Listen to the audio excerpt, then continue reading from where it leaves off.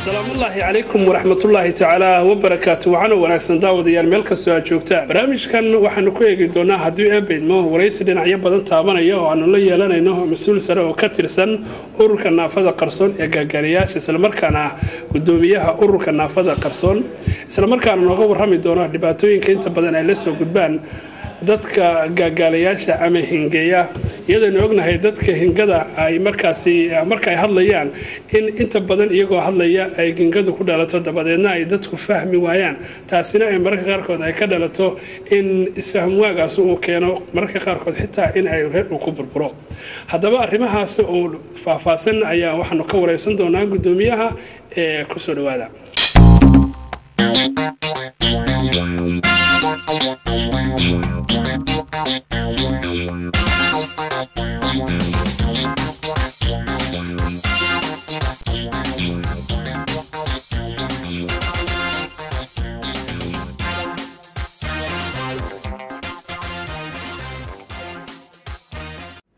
وتحيي داود يال ملك سوا جوكتان كلهم وعن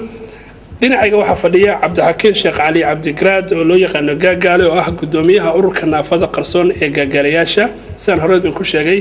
in Cabdixakiin ku soo dhawo barnaamijka arrimaha bulshada marka xigana waxaan jeclaan lahaa bal inaad faahfaahin siiso in ururka naafada qarsoon ee gaagalayaasha waa arrin aad moodid inay ku cusub tahay ummadda Soomaaliyeed amaba jiritaanka ururada qaarkood ururada naafada ururada caruurta ururada haweenka waxaas ay dadka badan inta maqli jireen marka ururkani asaaskiisu muxuu ku bilowday maxaase inta badan la oran karaa ururkani waa uu kaga duwan yahay ururada kale bismillaahir rahmaanir rahiim suxufi marka hore waad mahadsantahay ururkani waxaan nahay dad waxa jira adduunka naafa jirta xuquuq ba adduunka ku leedahay annagu waxaan naafa ka nahay codka hadalkiisa bulshada aan ku dhaxnoo lahayna waxaan kala kulanaa barnaamijyo badan oo kala gedisan markaan wax isku qabanno in wixii nilay war wax yow gangada leh af Soomaaliga aan aqoon orod wax soo baro orod meeshkaad in nalagu qoslo in dumarka markaa shugaansanayno kale ayna fahmi waana qoslaano iska kacaan aniga waxa hadda i soo martay xilliyada kamid oo hore inaan gabar ka soo raacay meel magaalo aan ku socono tuulo ka soo tagnay 3 saac loo kala socdo magaaladii aan ku soconay buur baan ka soo dhacnay kulka ka soo dhacnay baa laydkii baan aragnay laydkii magaalada markaan noo aragnay baan damcay intii hore dhan gangada waa ilaalinayo tartiib baan hadlay baashuna markaan xoog u hadlay markaan cadhoodo iyo garowi iyo yaroowi iyo gabadh iyo guur iyo waxyaabaha gaad ee ka kaca aad bay igu dhibtaan yaan damcaynaan dhaho magaaladii laydkeeda waka markaas igu dhigto waa baan bilaabay gabadhii 3 saac muddo ku dhow baa la soo socday markaas waxyo af Soomaaliga orod soo baro markaan aniga gabadhii magaalada waxaan noo dhaxay nus saac meel loo soconayo dooxa intii anagoo kala aamusan oo juuyeedka isu dhahay oo markaa sheekadii khaldantay oo ay gabadhii aniga igu qoslayso baanu magaaladii u soo kacnay waxa kale oo igu dhacday in aan badeecada macaynaan suuqa ka soo iibiyo burka la yiraahdo Dubai oo aan bakhaarkii soo galay oo intaan aamuson mar gaaday burkan Dubai-gi waamis oo ninkii yiri qoygaas markuu yiri baan dib u baxay waxaan aaday banaankaas oo kale cabaar baan soo jimicsaday oo sidaan aan iri waxaan iri kan waa imisa waan helaynaa ilaa mar laba marka waxaad u baxday oo banaanka waa deeynaa soo hesheerigi ilaa ginka ka gashay marka way fara badan tahay waxa jira naago loo soo fuulay waa u noqon doonaa dhibaatooyinka inta badan haysata dadka gaagalayaasha ama naafada qarsoon ururkiinan naafada qarsoon markii aad sameeynayeen ama aad magacaabayseen qaabkee baad u abaarteen sidee baad dadkaas ugu yeerteen sidees adiga lagu doortay adiga hadda hadalkaagu inta badan waa fiican yahay saan sheegtay markaad cabaar ama hadasho ama carooto ayay gangada ku gashaa bal iga waran qaabka u sameeysan ururkan iyo qaabkan u sameeynay markii hore hadafku lambar 1 anigu iga yimid markaan dhibaatooyin fara badan aan la kulanay kadib annagoo ilaa aan u malaynayo kolkii u horreysay waxaan ku shiray ilaa rag dhan 15 waxaan istusnay inaan dulmannahay dhagoolayaal baa jiro adduunka xuquuq bay ku leeyihiin indhoolayaal baa jiro oo curyaamintii xuquuq bay ku leeyihiin annaguna naafaanahay aan nina ogeyn waxaan istusnay oo nu aas-aasnay in aanu urur jiranahay xuquuqdoodina ay maqanto wax ogba ayna jiro haddii aanu soo asaasnay kolkii arrinta aan soo jeediyay 15 nin kale waxay ila qaateen in aniga gudoomiye aanu noqdo maadaama hadafka aasaaskiisii hore lahaa sidii bay doorashadii ku dhacday waxa aanu dooranay guddi ka kooban aan ka mid ahay oo ka kooban 7 xubnood waa gudoomiye iyo ku-xigeen iyo 4 kale 6 kale guddi marka intaas ururka adigu u didiis waa 7 nin aan ku sheegay aasaaskiisuna wuxuu ku salaysnaa in aan urur jiranahay dulmanahay adduunkan xuquuq aan ku lahayn waa tahay waxaad sheegtay inaad dhowr iyo 10 rag isku timaadeen saacadii lagu doortay waa kolkii ugu horeysay iminka marka miyaad sii fideen oo qayb dumar miyaad ku soo biidhay oo rag baad ku asaasteen hadda tiradina waa intee mase isu barbar dhigtaan haweenka ururka kamid ee gaagaalayaasha ama naafada qarsoon ee ragga dumar way nagu soo bireen oo waxa kamid ahaa dumarkii nagu soo biray ugu horeeyay gabadhii aan kaga soo sheekeeyay ee gangada daraadeed ugu soo furay iga sheekay maadaama dadku ay rabaan inay ogaadaan aniga waad iga sheekaysan laakiin wax rabaa inay dadku ogaadaan qaabka u dhacday gabadhaas loo furay gangada nooga sheekay waxaan la kulmay gabadhaas waxay igu timid maalmaha kamid ah bay xaafadayda igu timidtii la yiri ururkaas jira xaafadii hadday igu timid waan wareystay oreysiga aan ka qaaday gabadha waxa la yiraahdaa magaceeda baa maqan waxa la yiraahdaa Habiba baa la yiraahdaa inayaheedii baa iga maqan waxa igu tiri nin baan 4 ciyaal u soo dhalay 4 ciyaalkeed markaan u soo dhalay ilmahaygii bay dadka islaynayaan bay tiri iyaduna waa dadka gaaleeya ma hadli karto markay ilmihii islaayaan baa naag waxa ay iman bay tiri caraf furan oo say rabto u hadlaysa ilmahayga waa la gardaran yahay waa la kaneeyay waxay doontay dhahaysa hadday tiraahdo anigii lisaankii dib u macalin kara indhahan cadeyn bay tiri indhaha markaan cadeeyaan haddana caradii ilmahayga sii dilay bay tiri ilmahayga la gardaraaban haddana sii dilay bay tiri waadaama on carabkii lisaanka aan ku bixi waay kadib hadday saasi dhacday ninkii ma anoo caraysan oo dhinacna ilmahayga la gardaraa dhinacna isagii ka dila 2 jeer caraysan isagoo socdo ee imano ila hadlay bay tiri waan la hadli kari waay bay tiri dhagaxbaa halkan dadka gangada loo had moodaa halkan inuu dhagax u fadhiyo anigu kolbaad wax caagadan ka weyn aan moodaa inuu halkan idhex yaalo marka waxay noqonaysaa qofku gacan ku jawaabo mooyee af Soomaali inuu markaa dhiibi karo gabadhii markaas uu ninku u yimaaday af Soomaali bay isku fahmeen wax af Soomaali isku fahmayaan kolku in badan u dulqaadan yahay uu yidhi naa waxay kuma wadi kareen aan af Soomaaliga baa aqoon ordo dhaafku uma warabay waana ku furay sababtii awgeed baa gabadhii loo soo furay gingadi baa lagu furay marka hadda ururkanagu waa farabadan yahay inta aniga ii duubaan gashan hadda waxay dhanyihiin 85 inaan sii ballaarinana waan doonaynaa rag iyo dumar way ka kooban yihiin waxaase badan ragga badan waata Cabdixakiin Sheekh Ali Cabdigaraad oo gaagaal loo yaqaan gudoomiyaha ururka naafada qarsoon ee gaagaalayaasha ayaa tahay su'aal kama taagna inaad dhibantihiin oo aan sidaad sheegtay baa dhibka soo marteen haddii aad ururka sameyseen يا ذا كاشتين الرأي جرا قوة دولية يا جرا قوة عالمية يا جرا إن حياة سوف لا يا جرا أورك إنه ما يهم إلا قوسية. نيو أورك نجوا ولا قوسية هاي لمبركو وحنو عن أطقني هذا حسن فلكة كهول جل جبل كمبري وحي نجوا حرين ونجرهدين دولة دهوسة بودلان وإن على أقوسي كان كاستان. aqoonsigii aanu dawladda hoose Puntland u raadsanay warqad codsi ah oo ay noo balan qaadeen inay aqoonsigii na siinayaan ayna nagu xidheen ururka naafada maadaama ay la abanaafatihiin waraaq cadeyn oo naafada qarsoon inaad tihiin ay nagu xidheen baanu ururka naafada u raadinay tiina anaa ka soo qaado gudoomiyaha naafada iyo gudoomiye ku-xigeenka naafada oo gudoomiye ku-xigeenka waxa la yiraahdaa Cabdixakiin guddoomiyahana magaciisa baa hadda yar maqan aadan waanu kulanay marka dawladda hoose warqad aqoonsi ah in aanu ka keenay hay'adihii marka ay codsi ah keeneen dawladda hoose kolkaan u nimidna warqad codsiya haddana aga taalla waxay dhahaan ururka naafada waa inay idin soo madax banneeyaan ururkiina madax bannaanidii waan ka soo helay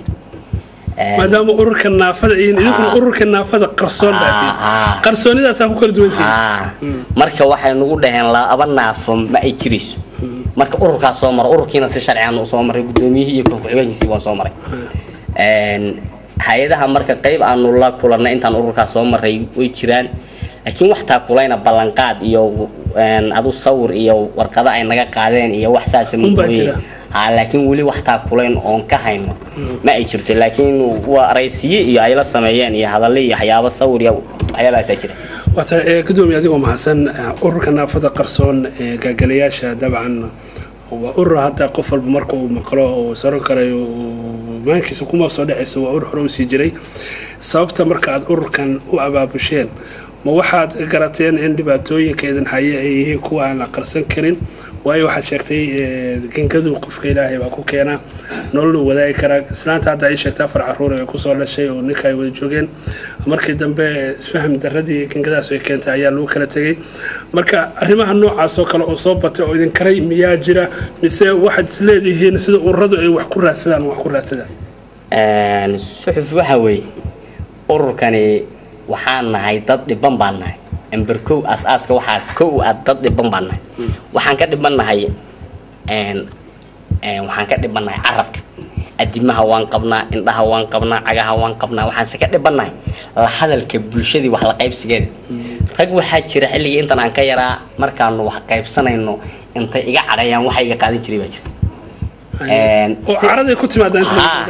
sidan aan ahayna dadka gaagalayaasha qayb kamid inaan kugu keenaa laga yaabaa ninka ugu cod furan baan ahay boqolkiiba boqol ninka ugu cod furan baan bad ilin sii deynayaa jira markaa hadda aragto dhalaalala bad aan kula hadli karin baa jira bad inay gacanta qaadaan mooyo wax energy oo ka soo baxay jiray inaba ma jirtaa laakiin qasad dhacday oo مثلا قفكو مركا وربا إنه عدكيس قوستو ما دام يمكن كشو قاب كلا قفكو فانسين كرو قف كلا يدب وكين كرتو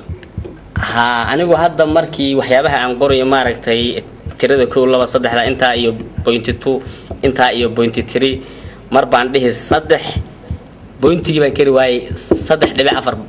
وحساس عنده تيردي بان كل دواء لكن دبع بوينت واسمد هذا كل بان كل واحد كان ينا بوينت يشيعو كل توجي إن أنا صدح ده أما صدح يعني كرواي عنده تري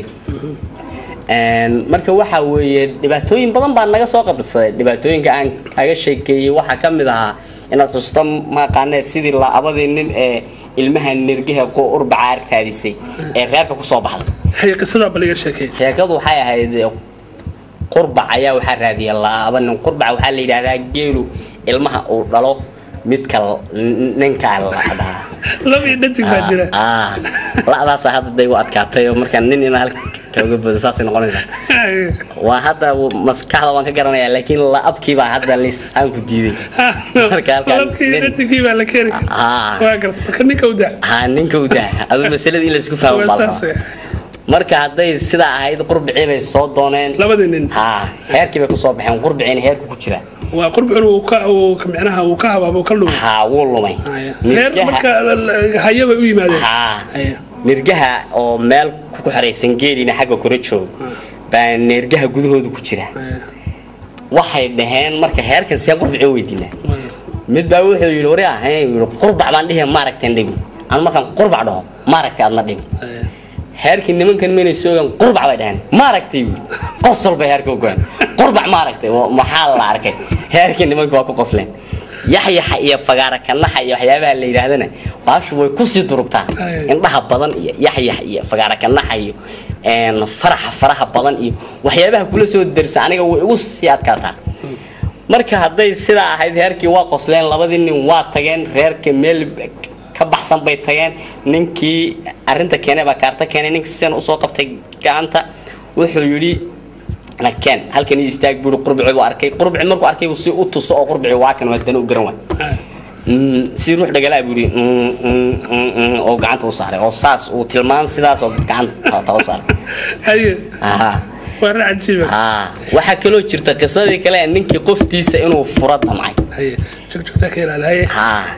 inkii qoftiisa inuu fura damcay ee yidhi damcay saddexdii dalaaqood inuu sabakeenay in adeertii baa tiri war saddexdii dheh in adeerta ii tiri waa kari waay ninkaas in adeerta ii tiri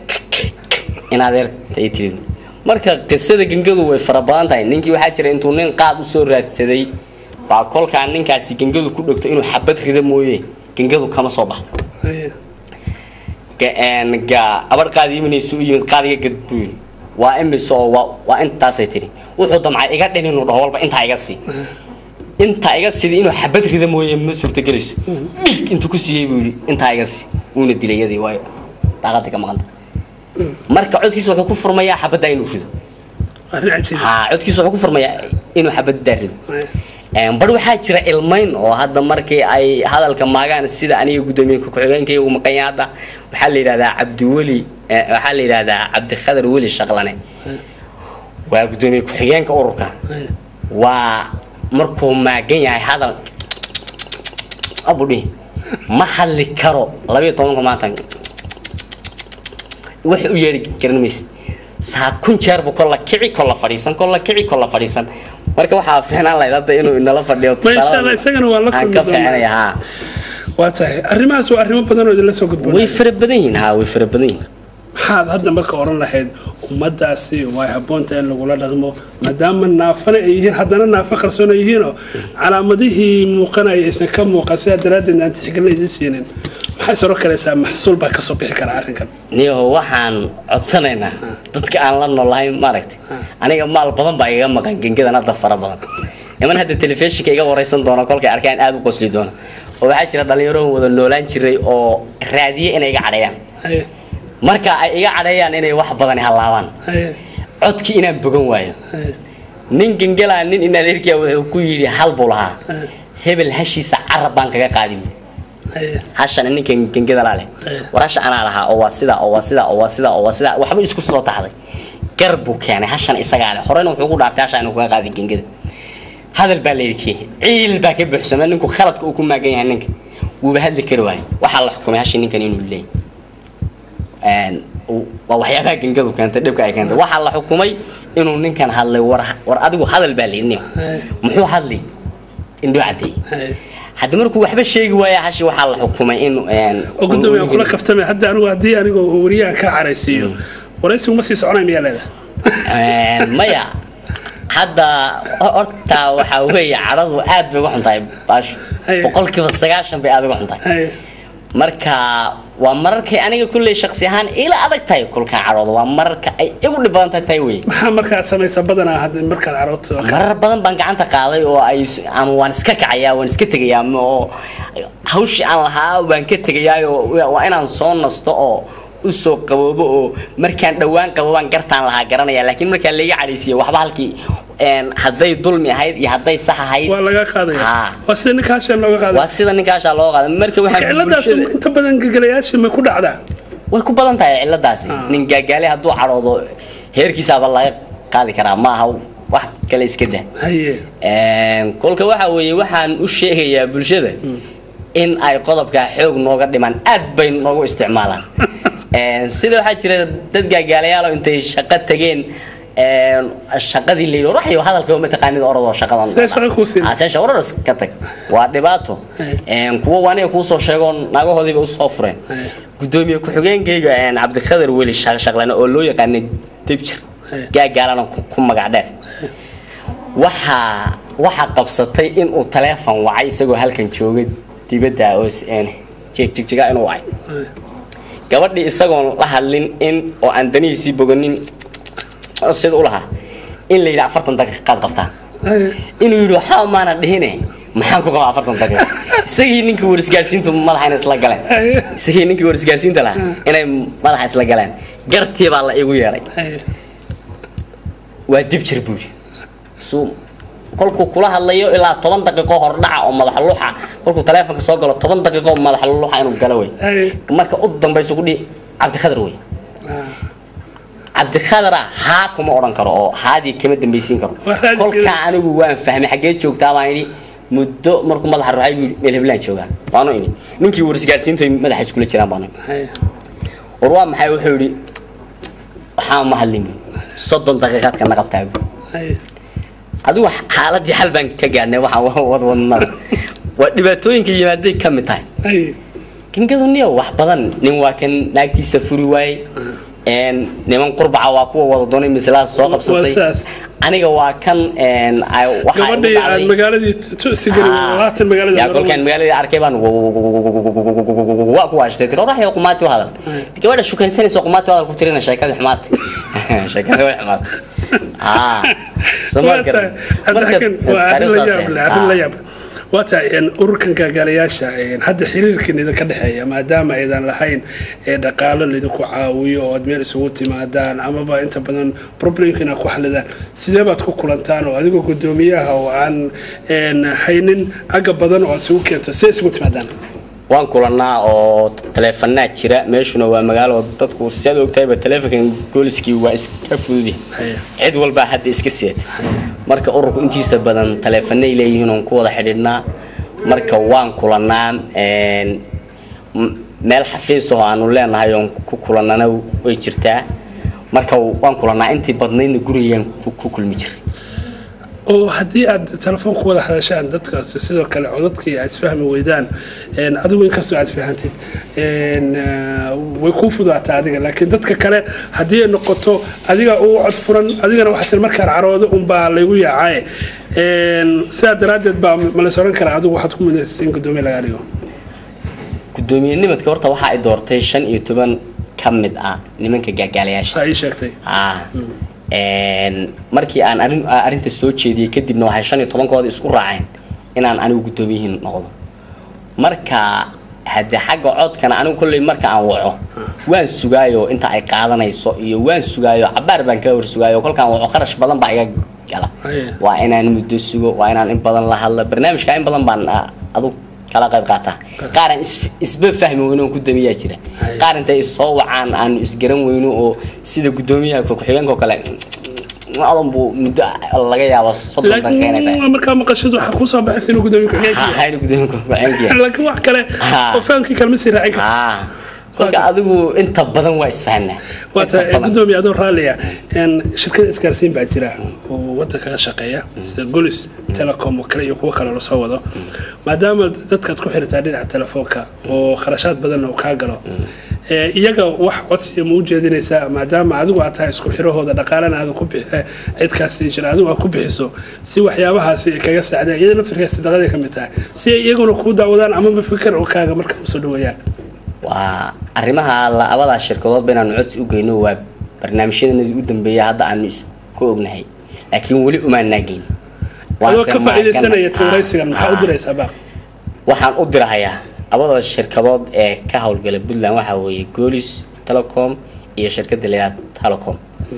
labaduba maadaama aanu xagga hadalka ka dhibanahay inay discount noo sameeyaan oo hawlaha naga fududeeyaan baanu labadoodaba adigu codsanayna hadda maadaama markii adigu aad hadda ila soo hadashay ee danahaaga hal daqiiqo aad ku dhamaysan lahayd 20 daqiiqo ka aniga igu qaadanaysaa waa in noqdii iyo inta qabashadii iyo ilmadii inta energy la raadin iyo xilli bay qaadanaysaa taariikh oo fara badan marka de shirkadahaas inay halkaan aga caawiyaan oo haday rabaan telefoonada oo bin nooga dhigaan hadda arrimahaasaan ku codsanaynaa shirkadda Golis iyo shirkadda Telecom bay warisgaarsiin waata gudoomiye adigu oo kaaga mahadcelinayo maadaama aad sheegtay in dhibaatooyin badan ay haystaan dadka gaagalayaasha ee ururada naafada qarsoon ee adiga gudoomiyaha u tahay isla markaana baaqaaga aad wax badan kaga hadashay ma jiraan dhibaatooyin marka isfahamka hadalka laga reebo keena khasaarooyin badan sida hadda ninkan aad sheegtay xabada markuu ridaa hadiise ay dhacaan adigii gudoomiyaha qaabkii baad ku xalisaa gingada dhibaatadan naga soo gaadhay way fara badan tahay haddaan kuu soo bilaabo ninka baayadii ka luntay soo saaran waay ninka naagtiisii furi waay aniga gabadhan shukaansanaya ay dhibaataduna kala dhex martay waxaa kaloo iloobay anigan kula hadlaya laftayda xilli hore oo magaalada Booso imid oo 2003 ahayd niman dhalinyaro ah baan isqabanay waxay dhaheen gabadhaas aan kugu direynaa iguma diri kartaan baan waxay dhaheen shaaha markuu ka dalbano aan kolku gabadha shaahban rabinaan ka cabo ka dalbado qosol jaanta wado gabadha raali ah u dhaa waxaan gabadha shaaysi nimankii qosol bay jaanta wado waxay dhahan saambu gabadha u caayay raali ah anigiina hadalkii waan soo celin way waa goobtii caradii oo kale gabadhii oo hinbay isrugtay ninkii uu caayay halkii dhibaataati rag Soomaalidu dhaqan waxa uu leeyahay gabadhu haday oo rag la dhashay in yimaado dhibaatadii markii nimankii ugu soo qawaameen ee aroor bay dhacday ay fiidkii dambe joogtaan nimankii mashinkan sameeyay baa loo yeeray kale arintii halka keenay marka arintii idinka kharibe halka kale ka keen fiidkii dambe dhahan ninkani waa sidan uu gangu leeyahay waxay ka dhigan xallinkii gangu leeyahay erayana ma saa uma wadin arintii baa adigu waxa lagu xaliyay ninkani gangu leeyahay baarintii waxa laga dhigay waxa kamid ah ninkan naagtiisii furi waayay ay tiri islaantu war saddexdeed waxa kamid ah isla ninkan naagtiisa furi waayay inuu arkay aqal Soomaaliga oo uu cunaya sac kulkaas wuxuu dabcay inuu dhaho aqalka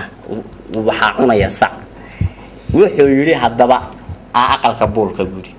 aqalka boolka gabadh aftaqaanay baa tiri maxay inta hareeraha eegtay wuxuu yiri in adeeroy kolkii la arkay si aqalka cunay in adeeroy ilaa iyo guhore bii asaasi asabishaas ku taalay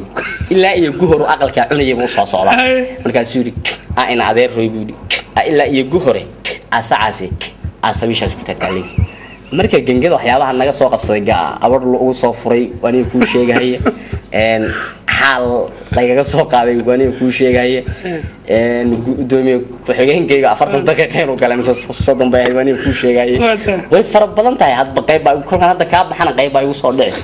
oo ana hadda xusuusnay sida gangadu ma taqaan dib ugu soo baxo kale marka dhibaatooyinka naga soo qabsaday way fara badan yihiin wax laga daba gali kara ma واتاي قدومي ان اديكو محسن ان طبعا dhibaatooyinka aan qarsoon sheegtay waa wax hadii bulshada loo bandhigay fahmi karaan laakiin hadii aan loo bandhigin aan fahmi karin een qaabkan aan soo bandhigtana waa qaabka dabcan sida ugu fudud loo fahmi karo waataay waxaan ku jirnaa gabagabadii barnaamijka maxaad inaba een ku darsan lahayd raayahan in warbaahintu baahiso dhibaatooyinkeeda kadin haysta naafada qarsoon idinkuna aad mar walba dadka ku wacyigelisaan idinkoo hadalku gangabaha gale inaad dadka u sheegtaan dhibaatooyinkeena in si macquul loo fahmo maadaama ay qarsoon yihiin warbaahinta lambarko waxaan ku wargelinayaa horta inay codkan hadda iga qaaday aad u baahiso aniga oo hadda dalkan Soomaaliya ka maqana aan daawaday baadigoona ka waramahaya oo meelo badan oo adduunka la aga daawado oo laga yaabo dad badan oo ay garto wariyaa ninkan waanu garanaynaa dhaha inay yaani television ka dhaxarkaan waxaan ka codsanaynaa horta inay codkanagan aad u baahiso dadka hadda wax qabadna waan u baahanahay oo hay'adaha samafalka bixiya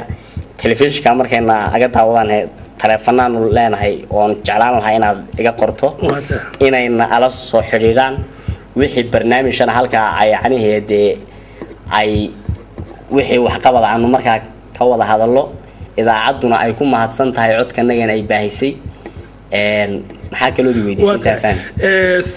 waxa soo hadal qaaday telefoonkayga in ay dadku ogaadaan bal telefoonkaaga waxa jeceshahay inaad si official hadda u sheegto ay dadku si kula soo xiriiraan wixii kala qaban kara kala qabtaan waayahay bal waa raacin kartaa adigoo telefoonkaaga raacinaya telefoonka laga helo muxuu yahay si dadku kula soo xiriiraan ama ayadu kula soo xiriiraan telefoonka laga helo waa 71 16 77 markale inaan ugu xisan jeclaan lahaa 71 16 77 adigoo ah gudoomiyihii waad aad ma santahay inta ay ku soo gabagabeynaa aad ma santahay alaamudan masha Allah وهاجاك خيارتي قيمها هي قدر أنت مدن وأنتين بدن وانفليا إن تسوي نقص لسان سلام كان عدلية بنادين قاب كوريس يا سود عيه وقدومي إنه كشكينا نباتوي كيستنا فذا قرصون أم أورك أنا فذا قرصون جالياش اللي يقال يسوي قدومي هو يهي مدن عبد الحكيم شيخ علي عبد الجراد هو يسوينا جاجا كم قادر أنت عيان كسو كمان إنها برامج كان تلفزيون برامج كان مدن من كل مدنه سياسيين بالكريو سلام الله عليكم ورحمة الله تعالى وبركاته.